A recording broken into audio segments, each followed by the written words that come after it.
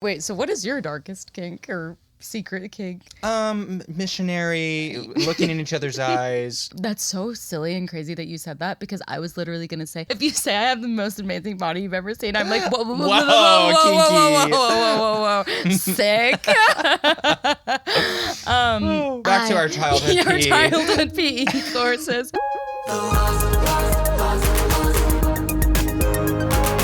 I'm Haley Griswold. And I'm Jake Deaton. And this is The Lost Lore. You never told me that.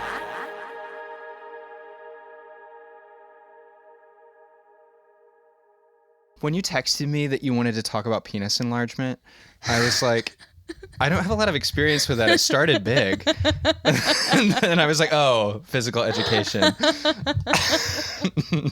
This is actually so funny to say at the top of an episode about PE. Like the most wholesome, the most just Haley pure literally part was of my like- childhood. She was like, we won't have to cut anything in this episode. It's just like a really, really innocent topic. And I'm like, penis enlargement. First words. Why did you want to talk about PE? Is PE was it your favorite class? I do think if you answer that PE is your favorite class, it implies you're kind of dumb. Right? Well, lunch. I've heard people say lunch, so at least you're still being graded for PE. When I was a kid, Florida was in the top 10 for education in the country. Like, I really felt that I got a solid education from Florida public schools when I was a kid, and that is not the case now. I think it's changed. And That's number one now. Yeah. Oh, yeah. I had such an amazing PE teacher in elementary school. What were they like? Because I do think that like a PE teacher, PE is like a green goblin mask to certain people. It just calls them. It's like you know in the South how you're called to be a preacher. I think people are called to be a PE teacher. There's like some divine like it's a personality type. You're so right. Like it is. That is exactly right. Before I answer that, did you predominantly have male PE teachers and coaches? A mix. Like what would you like your elementary school? Did you have the same PE teacher the whole elementary and she school? was a woman. Same. Coach Holloway was mine. And Coach you? Lowe. I live by the rules that Coach Holloway taught me every day. When I cross the street, left, right, left again. That's how you cross the street. I loved her. We had such an amazing PE program at my elementary school. We did archery. We had archery. Okay, tennis. We did literally. We did bowling. We did bike day. I think we had one soccer ball. And it was half deflated. We had such an awesome PE program. We really did. And it was so much fun. Did you ever have those like platforms that have wheels on them that you would sit on? Yes. And you'd be pushed And around on raced. the blacktop? Yes. That I was loved the those most things, like the little fun. boards. Yes, I loved that. And PE, I remember the way that it went. It was like we would have, for a few weeks, you'd have archery, and then for a few weeks we would do the bowling, and then we would do the blacktop racing thing. Then we would do bikes. Then we would, for 3 weeks, train before field day. It was amazing. Wow. And that has so much structure compared to one of mine. my favorite ones, and the one that got me from the beginning, was kindergarten. Jump rope. I can't do tricks or anything, but I can sustain. Yeah. I can just go. And in kindergarten for field day, one of the like competition challenge things was like, you remember? They would put that song on and just keep playing the hamster song, and you would just jump rope until whoever lasted. Exhaustion. And why was 2 kids 6-year-old died. me? And I just kept going until I got my everybody's a winner stupid medal. That was the other. My one problem. Is that why your Nana got that tattoo? Yes, exactly. It was because of field day and PE that everybody got their participation thing. But I was always like, we should get something for winning, though. In my school, and for jump rope, we did. You did? I got a special award for over 1,000 continuous jumps. Did you? That's so funny to me that you loved it that much, You loved it too. That was like my thing. And it doesn't require, ironic, but I hated balls flying towards me. I was what you might call a skittish child. I was a flincher. I would the dodgeball would come toward me and I'd throw my hands up. It's quite embarrassing. But with the jump rope, you're kind of master of your own destiny. I always preferred stuff like that. I preferred the boards. Parachute day. Oh, don't get me started on the fucking parachute. With the chickens and stuff flying on. Are you talking about the parachute that you'd go under? Yeah, what is a chicken involved with it? Those like squeaky chicken toys? We would put them in the middle and then you'd do it and you'd hear them fly and they're like, Rah! That's fun. As they go, yeah. Oh my God. I guess we had the high-end version. Yeah, or very weird, like weird version actually. But you said that you were a flincher. I was a SWAT team member. I took PE seriously, like I was training to really go to war. The presidential fitness test every year. Let's fuck up the presidential fitness test. And I was always like, and I'm going to do the boy times, and I'm going to do the boy numbers, and I'm going to I'm not doing the 15 push-ups. I'm doing the 22 that the boys do. Happy coming out. And Harold. Shut up. Harry. Actually, it was Henry, and then you named your damn baby that. Coach Holloway in elementary school, she had such creativity. She had such fun things that we would do that it's lifelong, where I like really feel that she made me from a young age know that the best thing to do is the most fun thing to do. Yeah. Whatever feels fun. I loved elementary PE for that exact same reason. Yeah. My gym teacher was like this very burly, kind of butch, like really short hair, no nonsense. Like, if you made her crack a smile, you really felt like you'd done something. But she was so fun and creative, and we would play, like, it was all games. That's how we got fit. Like, I remember we played Snake in the Grass all the time. Did you ever play that one? What's Snake in the Grass? So like you would have one person who is a snake, and they are literally slithering around on their belly trying to tag people. I was like, you have one person who plays the slut. It's first grade. But they slither around on their stomach, and then they're not really a danger because you're all up on your feet. But then you're kids, like you want to go mess with them, and if they tag you, you become a snake. Oh. So then eventually everyone is snakes, slithering. And everyone's slithering around trying to tag the only remaining human. And I literally, it was like I was in The Last of Us. I was like, this is my Walking Dead moment. I'm like looking at my friend Peyton across the gym getting tagged, be like, Peyton! That's why you're turning. That's why you killed this same exercise and acting school. We did do some stuff like that. We did. It was very sort of improv fun. Wheelhouse. Coach Holloway was like, honestly, she had your build. And she had your haircut. And she had transition lenses. And so she was a tall, thin woman, breastless, and just absolutely divine. And my favorite thing was on Friday, every Friday, didn't matter what we were doing, every single Friday we ran the mile. And good for her. But I remember she would play music, which is another thing. From a young age, she taught me, the best thing to get you moving, blast some music. You know that better than anyone.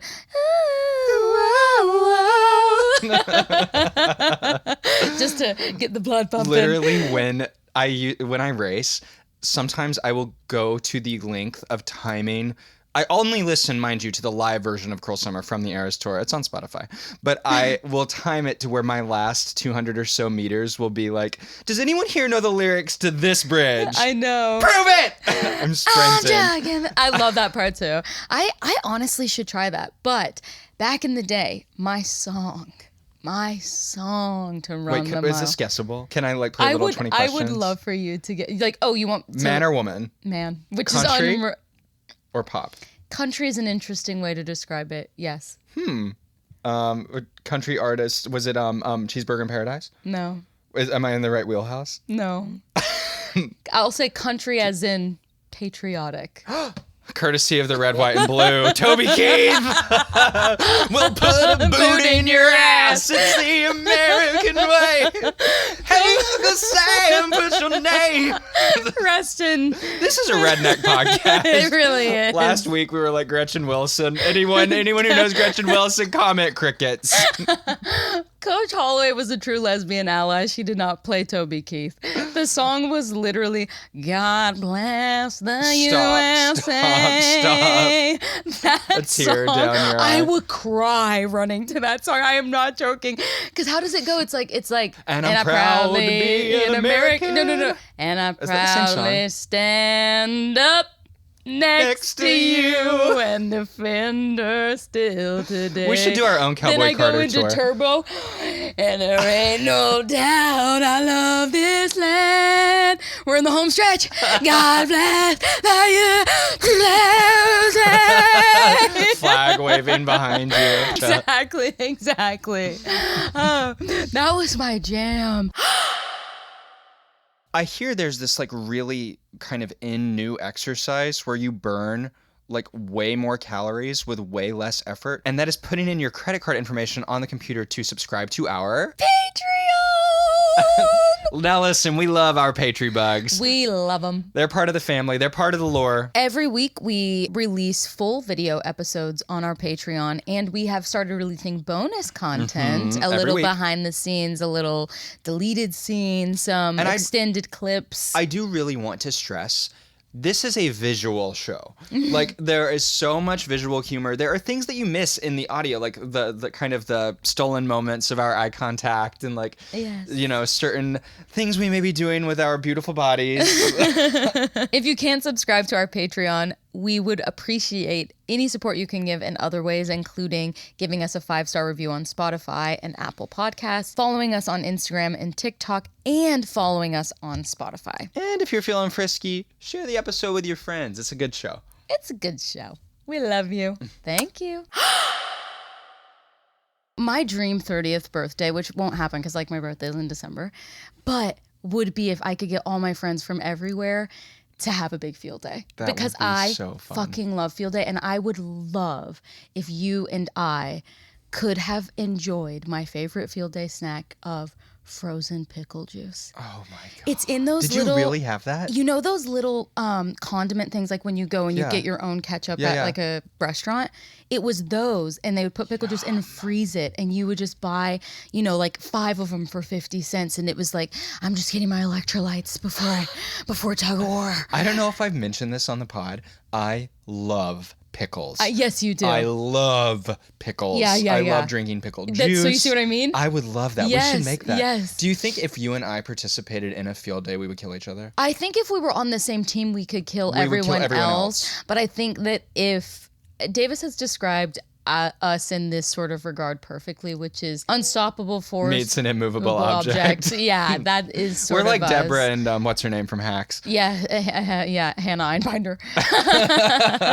Ava is the character, right? Yeah. That's a great show. Who do you think's who? I am Deborah Vance. Definitely. Definitely. And I'm Ava. I have that soda machine in my house. Yeah, I'm Deborah Vance. If you haven't watched Hacks, I definitely recommend you check it out. That's amazing though. I had field day, but all I remember is that it would be like we'd be outside and we'd have one of those big inflatable slides, and it was always the sinking Titanic. So it was always the sinking Titanic. Wow. Like, you know how the Titanic went up in the air before it yeah. sunk? It was like the iceberg was there on the slide and the sinking Titanic. I just imagine like showing that to a victim of the tragedy, being like, look at this. Look, we're having fun. We're sliding down the poop deck. Thumbs up. And no, I will say we did have, this is what I would like us to go against each other on. Okay. We did have a giant inflatable obstacle course. Oh. And so it would have things you had to climb, things you had to squeeze through, and it had 2 entrances. So you would race someone as you went through, and I was ripping and clawing and biting my way through that fucking thing. Really? I mean, could not have felt more competitive and more serious. Like, I always wanted to go against the older kids. I always like talking so much shit in the middle of the obstacle course, like things that I was not like a kid who swore. I was like a good little altar boy, but I would be literally being like, you're so fucking slow, like you're never gonna catch me. I loved that shit.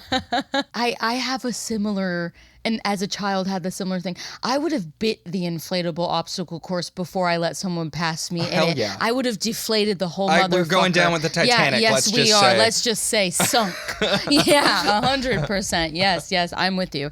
I loved PE in elementary school so much. It was my passion. Did that change for you What was middle school PE?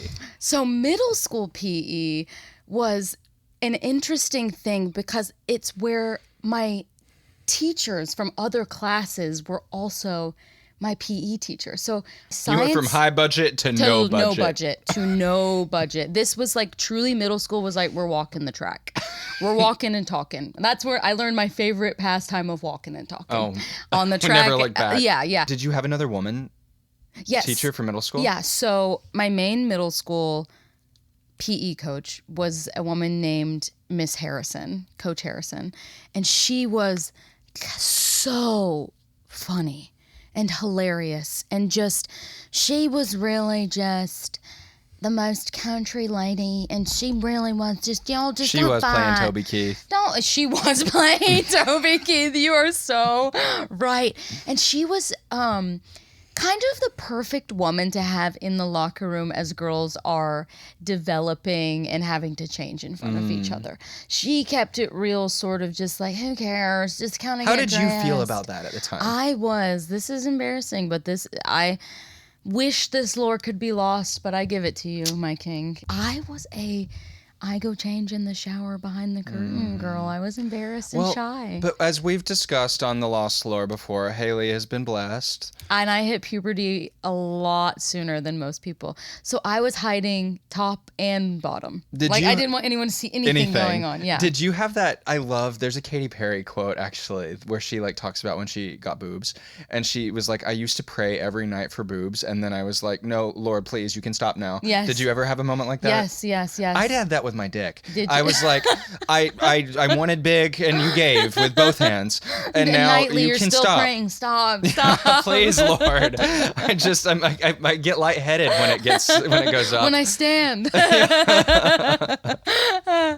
Wait, but how did you feel in the locker room? Like, what was the locker room situation like for you? I definitely started to realize that I was gay. I mean, I knew before, but like it started getting the more sexual connotation. And I just Can I ask a question? And I don't know if I've asked you this before. About 8 inches.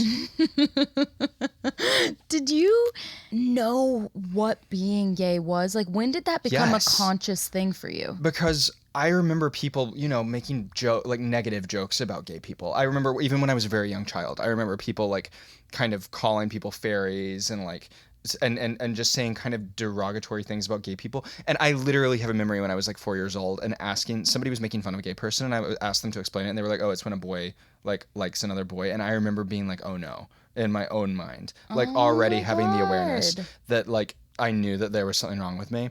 But I did always think it would go away. But I remember the thing about being gay in PE in school is that so many people are like, these gays probably love the locker room. Oh, they're getting an eyeful. Like, I'm so uncomfortable changing in front of them. There is nothing more mortifying than being a gay boy in a men's changing room. I was like, eyes on the floor.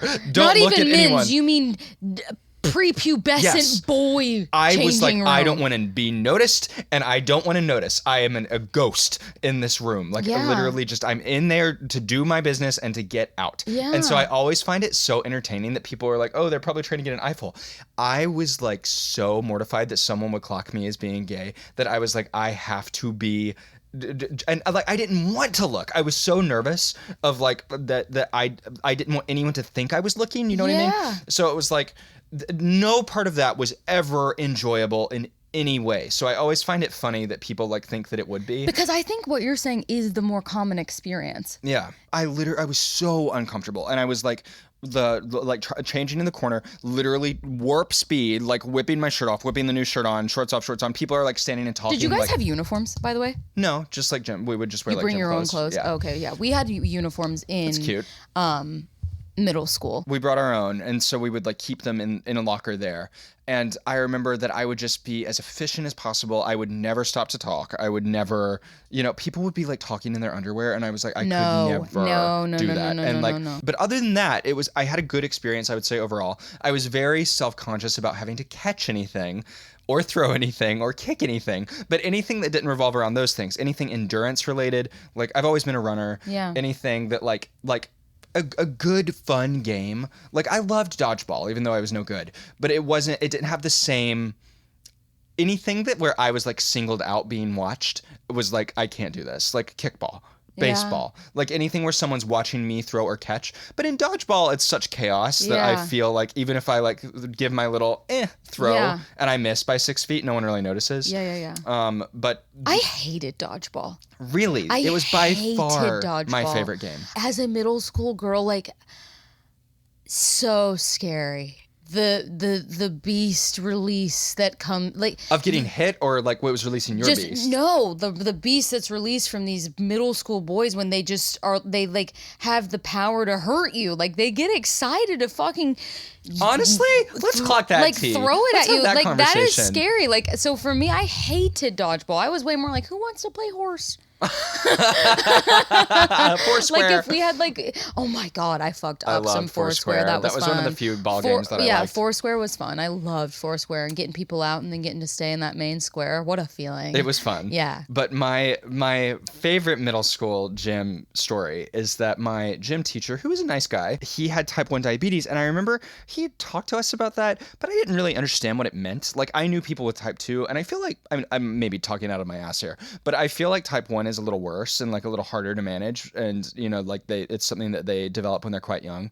And I remember one day we came into class and he didn't know who anyone was, and I was like, Mr. Dellinger, like, hi, good morning. And he was like, where'd you kids come from? And I was like, and I literally, and nobody knew that that was like something that could happen from diabetes. And so we were like, is he on drugs? Like we had just done DARE, you know, just say no. And I was like, did this motherfucker just come to school like high on bath salts? And he was like, I'm just going to lay down in the center of the gym. And he laid down in the center of the floor. And all of us, you know, we're like a bunch of 12-year-olds just like looking at each other being like, what's happening? And he like closed his eyes, and then someone was like, are you hungry? And he's like gargling in the middle of the circle, and it's like minutes until someone's like, maybe we should tell someone. We're like, free day. Me and Nicole and Peyton, we're like, come on, girls. Let's go, girls. Da, da, da, da, da. Oh my god, that is he lived. Fine. He's okay, right? Fine. Okay, then it's He's dead. Rest in peace, Mr. Dellinger. Oh my god, it really is like if your life depends on a middle schooler, you're say goodbye. Say goodbye. When I was teaching, I remember, this is like, it's serious but it's funny. We would do the lockdown drills where, you know, you have to be like dead silent and you need to like cover the windows and stuff, and those kids were just like, they would be like screaming just like, ah! And I would be like, if this happened for real, I'm dead. For sure. God damn, that is like the funniest shit I've ever heard. I feel so bad.